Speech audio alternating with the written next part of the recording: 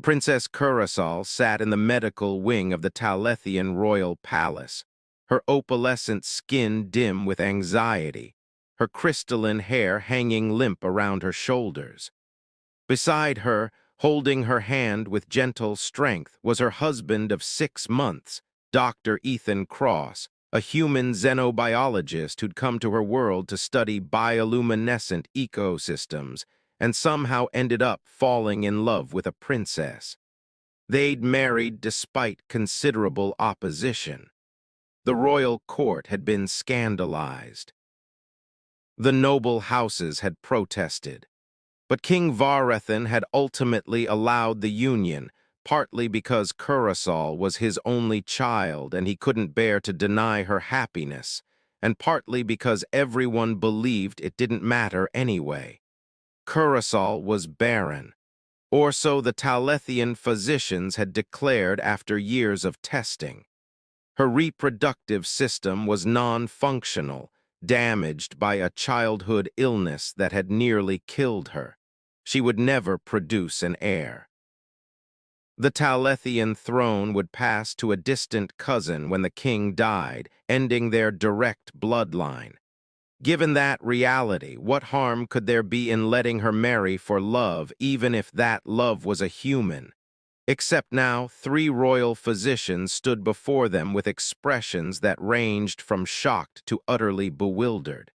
"Your Highness," the head physician, Elder Melthas, said slowly, "the tests are conclusive. You are with child." The room seemed to tilt.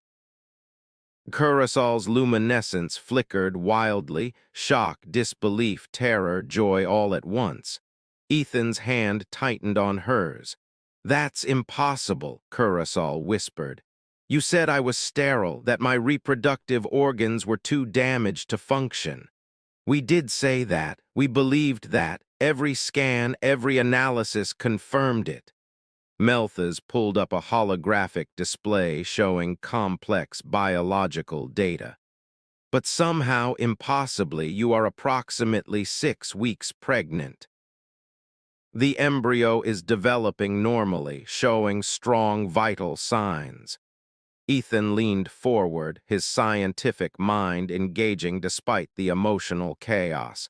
"Can you tell anything about the genetics? Is it compatible? Human Talethian hybrids shouldn't be possible. Our DNA structures are completely different." The physicians exchanged uncomfortable glances. "We don't know," another physician admitted. "We've never encountered anything like this. The embryo's genetic structure is unique. It appears to be incorporating traits from both species in ways that shouldn't be biologically feasible." "But it's viable?" Curaçao asked, her voice cracking. "The baby is healthy." "As far as we can determine, yes, though we recommend close monitoring throughout the pregnancy. We're in completely uncharted territory here." After the physicians left, Curaçao and Ethan sat in stunned silence. "A baby," she finally said. "Ethan, we're going to have a baby." "I know." He pulled her into his arms, his own hands shaking. "I know it's scary, but Kira, this is incredible. Against all odds, against all scientific probability. My father will demand the child inherit the throne." The joy drained from Ethan's face. "What?" Curaçao pulled back, her eyes shimmering with unshed tears. "Don't you understand? For years, my father has grieved the end of our bloodline. He loves me, but he also knows that when he dies, our dynasty dies with him. Now, suddenly, miraculously, there's an heir." Her luminescence pulsed anxious orange. "He'll want to claim this child for the throne. He'll demand it. The child is ours, Kira, not the throne's. You don't know how monarchy works. Children of royalty don't belong to their parents. They belong to the state, to the dynasty, to the continuation of power." She stood, pacing. "And a hybrid child, half human, half Talethian, the political implications alone." A knock at the door interrupted her. A royal attendant entered, bowing deeply. Your Highness, His Majesty King Varethan requests your immediate presence in the throne room, both of you. Curacao and Ethan exchanged looks. He already knows, she said quietly. The throne room was packed. The king sat on his crystalline throne, his silver robes gleaming, his expression unreadable. Arranged around him were the council of elders, the heads of the noble houses, and what looked like half the royal court. Everyone fell silent as Curacao and Ethan entered. King Varethan rose, his towering form radiating authority. Daughter, son-in-law, the physicians have brought me extraordinary news, news that changes everything. Father, Curacao began, you are with child, a child we were told was impossible, a miracle granted by the eternal light itself. The king's luminescence pulsed brilliant gold, pure joy. After years of believing our bloodline would end, we now have hope, an heir. A continuation of the dynasty that has ruled Talethia for 3,000 years. Your Majesty, Ethan said carefully, with respect, the child is the future of this kingdom, Varethan interrupted. And I hereby declare that upon birth, the child shall be formally designated as heir to the Talethian throne with all rights, privileges, and responsibilities that title entails. The court erupted in murmurs, some of approval, some of concern. Lord Kethron, head of the traditionalist faction, stepped forward. Your Majesty, surely you cannot be serious. A hybrid child, half human. The throne has never been held by anyone of mixed blood. The implications for the purity of our bloodline matters less than its survival, Varethan said sharply. For years, you all accepted that our direct line would end. Now we have a chance to preserve it, and you dare to speak of purity. But the child will be different, Lady Vestara protested. Neither fully Talethian nor fully human. How can such a being represent our people, lead our world? The same way any ruler does, the king said, with wisdom, courage, and dedication to the welfare of all. Or do you suggest these qualities are determined by species rather than character? Ethan found his voice. Your Majesty, I appreciate your joy at this news. We share it, but this child is ours, Kira's and mine. We haven't even begun to process what this pregnancy means, let alone made decisions about the child's future. The king's expression softened slightly. I understand this is overwhelming, but you must understand my position. I am not just a father, I am a king. I have responsibilities to my people, to the stability of the realm. An heir provides that stability. At what cost? Curaçao's voice rang out, stronger than Ethan had ever heard it. Father, I love you. I respect your crown and your duty, but this child, this miraculous, impossible child, is not a political solution. This is my baby, my family. You are royal, Curaçao. Your family has always been political. Then perhaps it's time that changed. The throne room went absolutely silent. No one spoke to the king like that. Varethan stared at his daughter for a long moment. What are you saying? Curaçao took Ethan's hand, drawing strength from his presence. I'm saying that I renounce my claim to the throne. I abdicate any royal privileges or succession rights. This child will not be raised as heir to Talethia. They will be raised as our child, free to choose their own path. Curaçao, no. I've lived my entire life as a disappointment, she continued, her voice breaking but unwavering. The Barren princess, the one who failed her dynasty by being unable to produce an heir. And now, when I've finally found happiness with Ethan, when we've been granted this impossible gift, you want to take it away and turn it into a political asset. She stepped closer to her father, tears streaming down her face. I love you, father, but I love my child more, and I will not sacrifice their freedom, their right to choose their own future for the sake of a throne they never asked for. The king's luminescence flickered. Pain, shock, love, and something else Ethan couldn't identify. You would give up everything, your title, your position, your inheritance, to protect my family, yes, without hesitation. Varethan sat down heavily, suddenly looking every one of his 600 years. And you, Dr. Cross, you would take my daughter and grandchild away from Talethia, away from their heritage. Ethan stepped forward. With respect, your majesty, I would take them nowhere. If Kira wants to stay on Talethia, we stay. If she wants to leave, we leave. But wherever we are, we'll be together.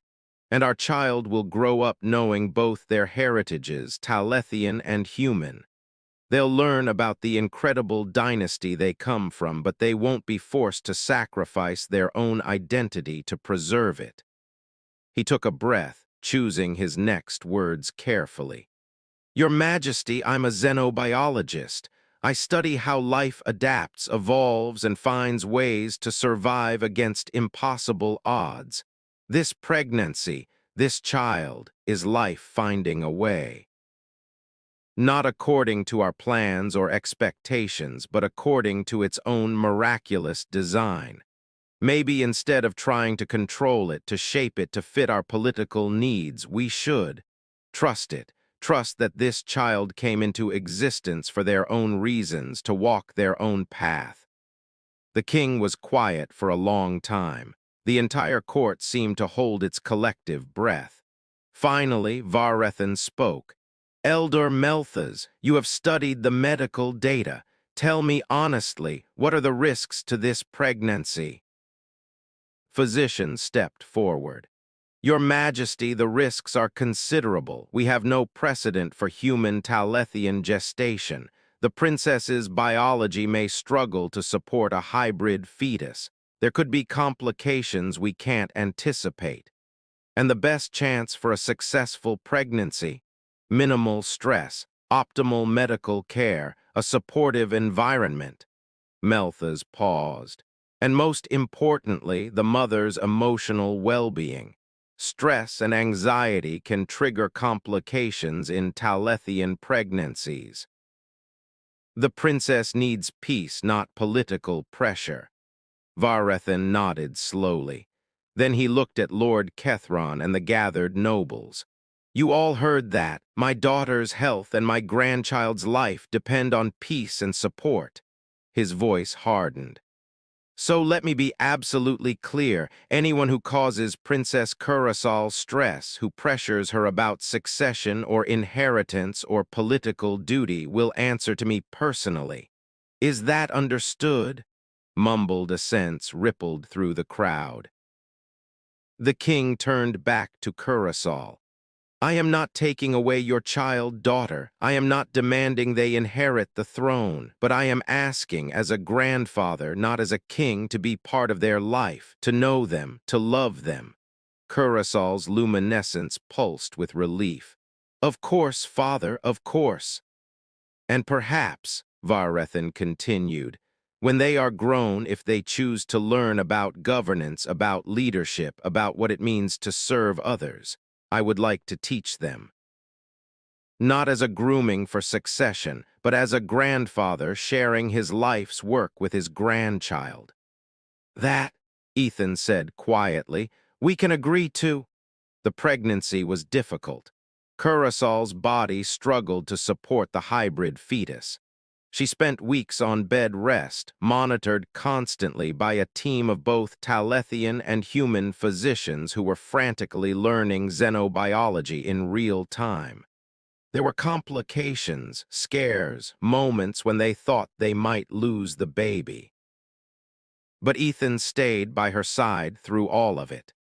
The king visited daily, bringing gifts and stories and unwavering support. Even the noble houses, cowed by the king's earlier warning, sent well wishes and medical resources. 7 months after that day in the medical wing, Princess Curacao gave birth to a daughter. The baby was small, even by human standards, but perfect.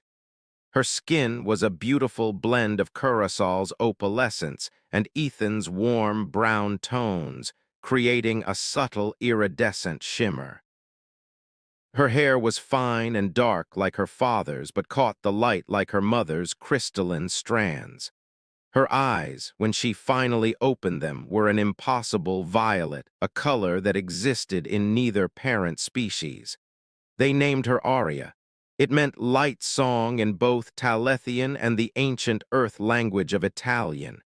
King Varrethan held his granddaughter for the first time with tears streaming down his face, his luminescence pulsing every color imaginable.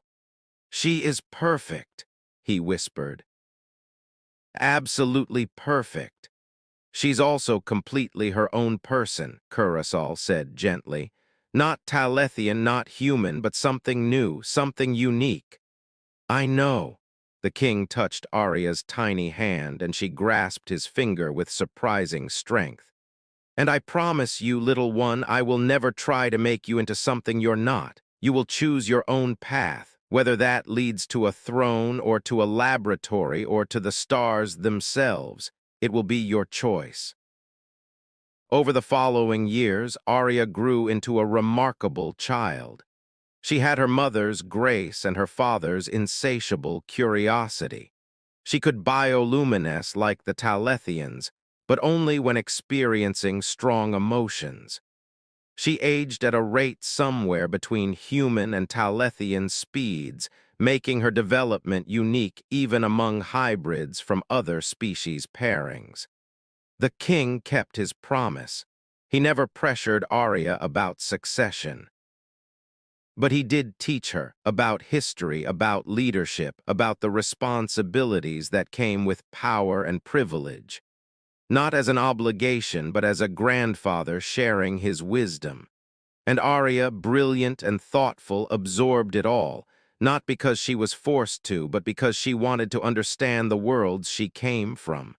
On her 10th birthday, she asked to attend a council session, to watch how government actually worked. "Are you sure?" Curaçao asked. "It's incredibly boring." "I want to see," Arya insisted. "Grandfather says good leaders need to understand how power works, whether they ever hold it or not."